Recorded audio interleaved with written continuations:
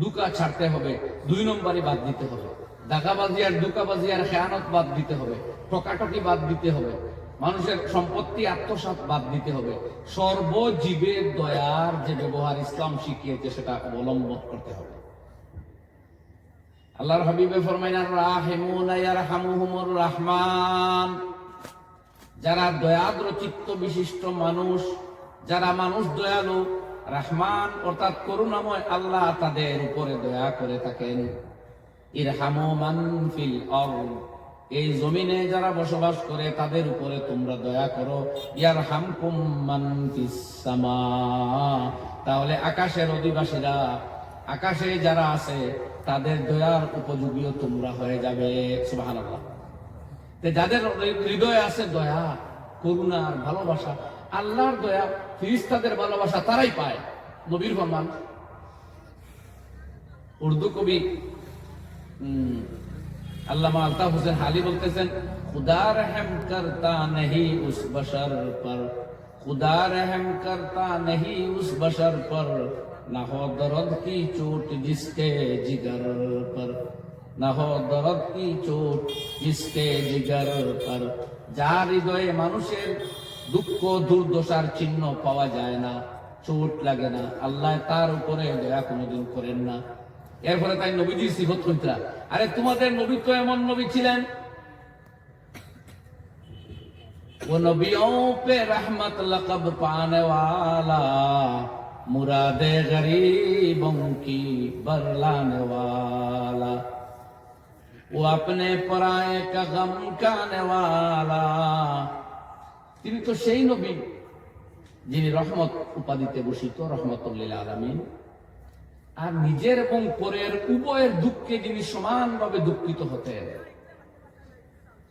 ফকিরুন কামাল জা, যায়িফুন কামা ওয়া, ইয়াতীমুন কাওয়ালি, গুলামুন কামাওলা। তিনি কে? ফকিরুন কামাল জা, গরিব মানুষের ঠিকানা। ফকিরুন কামাল জা, যায়িফুন কামা ওয়া, দুর্বল মানুষদের আশ্রয়ের জায়গা। ইয়াতীমুন কাওয়ালি, গুলামুন কামাওলা, তিনি এতিম অনাথদের অভিভাবক। আর গোলামুন কামাওলা, সেই নবী গোলাম কৃতদাসদের যিনি অভিভাবক, মওলা মালিক, সেই নবী উনি রহমতুল লিল আলামিন। সুতরাং লিয়া আকল দিন সে না কুছ কাম উन्होंने किया, दीन हक को बदनाम उन्होंने। न जिल्लत से नफरत, न इज्जत का आरमान, न दोज़ख से तरसा, न जन्नत के ख्वाहा। এই মুসলমানদের কি হইল? তারা বুদ্ধি বিবেক আর এই সঠিক ধর্ম ইসলাম থেকে যেন কোনো আদর্শ লইলই না, কোনো ফায়দা যেন নেয় না, আর তাদের দুশ্চরিত্র, তাদের দুষ্টামি আর মন্দ ব্যবহারে ইসলামকে দুনিয়ার সামনে কলঙ্কিত করবে। এটা কোন দিন জানেন? 300 বছরের পরে। সাহাবায়ে কেরাম, তারপরের যুগ, এর পরের যুগ এবং এর পরের যুগের পরে যারা মুসলমান, আমরা ইসলামকে দুনিয়ার সামনে কলঙ্কিত হিসাবে দেখিয়েছি। আমরা ইসলামকে রহমতুল লিল আলামিন, নবীর প্রচারিত ইসলাম হিসাবে দেখাতে পারিনি, কারণ আমরা স্বার্থ নিয়ে ব্যস্ত। আমার ঘর, আমার বাড়ি, আমার ছেলে, আমার সবকিছু, অন্যের সহায়তা, অন্যের দরদ, সারা জীবন গেল আল্লাহ নবী দুবেলা পেট ভরে আহার করেন নাই। হাদিস খুলে দেখেন, খাদ্য আছে করে, ভিখারি আইছে, সাইল আইছে, সব দিয়ে দিয়েছে, পরের বেলা উপাস। আয়েশা, ঘরে কিছু আছে? না ইয়া রাসূলুল্লাহ, ইন্নী সাইমুন, তাহলে আমি আজকে রোজা। এখন বাধ্য হইছেন উলামায়ে কেরাম যে দ্বীপ প্রহরের আগে যে কোনো সময় যদি কেউ নিয়ত করে নফল রোজা, তাহলে নফল রোজা হইব। যদি কিছু খায় না, আর এর আগে সবে সাদিকের পর্তাকে লইয়া দ্বীপ প্রহর পর্যন্ত যদি কিছু খায় না, সে দ্বীপ প্রহরের 5 মিনিট আগে যদি নিয়ত করে যে আজকে আমি রোজা, তাহলে রোজা শুদ্ধ হইব। কেন? তার নবী সকালে খাইবার পাইছেন না, দেখুন এমনি উপাস রাখিয়া লাভ নাই, পরে খাইতেও পারি, অর্ধেক দিন যাওয়ার পর আর খাইয়া লাভ কি, যাও ইন্নী সাইমুন, আমি রোজা। এই আমাদের নবী, সারা দুনিয়া আল্লাহ দিছে, নবী কিছু নেন নাই।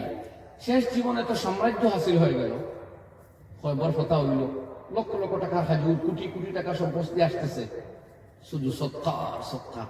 এরপরে যাওয়ার সময় যেদিন ওফাত হইল, শুনেন নবীদের একটা দিরা, একটা বুলেট প্রুফ জ্যাকেট ছিল আমার বাসায়, এখনকার বাসায় করলাম আর যেটা তরবারির আঘাত বা তীরের আঘাত প্রোটেকশন করতে পারে, এই ধরনের একটা লোহার কাপড় ছিল। আজকালকার বাসায় বুলেট প্রুফ জ্যাকেট। ওইটাও একটা ইহুদির কাছে 20 দিরহামের জন্য গিরো রাখা ছিল। আল্লাহু আকবার বলেন। এই আপনার রাহমাতুল লিল আলামিন নবীর জীবন ধারণের অভ্যাস। আর আজকে আইয়াহেরা কি করে? ভালো ভালো গাড়ি আর ভালো ভালো বাড়ি, না দে আলিমদের টাকা, না দে মাদ্রাসায় টাকা, না দে মসজিদে টাকা, শুধু নিজে খায়, পরে খাইতেও পারে না, হয়ে গেছে সুগার, এমনি শিখায়, চিল্লায়, গড়িয়ায়, মগর দেও না, খাওয়ায়ও না, দানও করে না। ধর্মের ক্ষেত্রে খরচ নাই, বিয়া লাগবো মেয়ে জিগাইতো না, কোটি কোটি টাকা খরচ করবে। 50,000 টাকার খাদ্য খাইব, 40,000 টাকার খাদ্য ফালাইব, গুস্ত খাইব, আলু ফালাইব, নাইলে আলু খাইব, সদু ফালাইব, একটা হইব। এই আমরা জাতি হয়েছি। অথচ আল্লাহ রাব্বুল আলামিনে একবারে কোরআনের শুরুতে সূরা বাকারাতে লক্ষ্য করেন আপনারা, ওয়াজ এগুলো শুধু আওয়াজের জন্য নয়, ওয়াজ আসলে আর কিছু না, এগুলো আমাদের দার্সে ইসলাম বলে। ইসলামের দর্শ মানে আমরা ইসলাম থেকে কিছু জানবো, এই তো আমরা উদ্দেশ্য না। দার্সে ইসলাম বলেন তো একবার দেখি, দার্সে ইসলাম বা দার্সে কোরআন, এই হইল আমাদের এই মাহফিলগুলো। তো আল্লাহ রাব্বুল আলামিন বলেন, আলিফ লাম মিম যালিকাল কিতাবু লা রাইবা ফি হুদাল লিল মুত্তাকিন আল্লাযীনা ইউমিনুনা বিল গায়বি ওয়া ইউকিমুনাস সালাতা ওয়া মিম্মা রাযাকনাহুম ইউনফিকুন। আলিফ লাম মিম, এই 3 অক্ষর, আমি এগুলোর ব্যাখ্যাতে যাব না, যে সামথিং জানি আমি, সময় এখন নাই, প্রসঙ্গ অন্যটা। যালিকাল কিতাব, আল্লাহ ফরমাইতা এই যে মহৎ কিতাব, এটা কিতাব, এটা আল্লাহর গ্রন্থ, লা রাইবা ফিহি, এতে কোনো সন্দেহের অবকাশ নাই। যারা সন্দেহ করে আসলে তারাই সন্দেহযুক্ত, এই কিতাবে সন্দেহ করার সুযোগ নাই। এরপরে আল্লাহ ফরমাইতেছেন গুরুত্বপূর্ণ কথা, যে এই কিতাব আইছে পৃথিবীর মানব জাতির চিকিৎসার লাগে, পথ প্রদানের জন্য, পথ প্রদর্শনের জন্য। কিন্তু যারা বিভিন্ন রোগ ব্যাধি, বেহাস্তি, দুষ্টামি দিয়া নিজরে নষ্ট করে লাইছে, তারা কিন্তু পথ পাইবে না। যেভাবে একজন সুগারের রোগী যদি হয়, যতই ভালো দামের মিষ্টান্ন দ্রব্য তার হাতে দেন, ওইটা খাইলে তার লাভ হইব? লাভ হইবে না, শরীর খারাপ থাকবে। তার রোগ প্রথমে দূর করতে হইব, এরপরে মিষ্টান্ন দ্রব্য খাইবে। এইভাবে কোরআনে কারীম আইছে গোটা মানব জাতির হেদায়েত দিত। কিন্তু যারা বিভিন্ন বেহাসলপিতে জড়িত, অপকর্মে লিপ্ত, নোংরামিতে, তারা কোরআনের হেদায়েত পাইতে হইলে প্রথমে ক্রাইটেরিয়া মেনটেন করতে হবে 3টা। কয়টা? আল্লাহ কইতেছেন, আল্লাযীনা ইউমিনুনা বিল গায়ব, যারা না দেখা বস্তুতে বিশ্বাস করে, নাম্বার 1। ওয়া ইউকিমুনাস সালাহ, আর রীতিমতো ইসলামের বেসিক পিলার নামাজ, ওইটা আদায় করে জামাতের সাথে, পুরুষেরা, আউয়াল ওয়াক্তে মায়েরা, বোনেরা। ওয়া মিম্মা রাযাকনাহুম ইউনফিকুন, আর আমি আল্লাহ তাদেরকে যে রিজিক, যে সম্পদ দিয়েছি, তা থেকে তারা খরচ করে। এই একবারে কোরআনের প্রথমের শুরুর সূরাতে আল্লাহ তাআলা বুনিয়াদি 3টা শর্ত বা 3টা গুণাবলী উল্লেখ করলেন। যদি এই কিতাব কোরআন, যেটাকে বলা হয়েছে যালিকাল কিতাব, এই সেই মহৎ কিতাব যার ওয়াদা করা হয়েছিল তোমাদের নবীর কাছে, বা যেটা আল্লাহ নাজিল করবেন, কোরআন আল্লাহর কালাম, ওই কিতাব যাতে কোনো সন্দেহ নাই।